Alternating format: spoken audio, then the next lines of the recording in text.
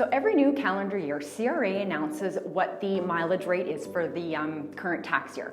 So for 2019, the mileage rate is 58 cents for the first 5,000 kilometers and 52 cents for kilometers above the 5,000. So let's just have a quick review of who can claim mileage expense and what expenses are claimable. So if you're an employee, you can still claim your vehicle if you satisfy the following key points.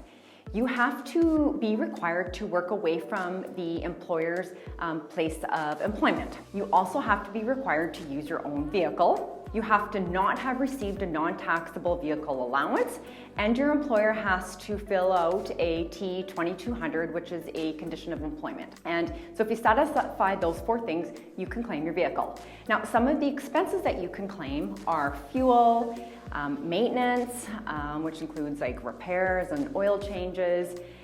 You can either claim the interest on your vehicle if you own it and have a loan and depreciate it, or you can claim the lease payments up to certain limits. So those are the major expenses that you can claim with regards to your vehicle. Now, some key points to note is that CRA does not consider driving from home to work to be a business expense. So that is on your own personal. You cannot deduct kilometers driving from home to work. The second thing is that you must track all business kilometers driven and personal kilometers driven on your vehicle. And obviously you can only claim the amount of kilometers you've driven for the purpose of earning an income.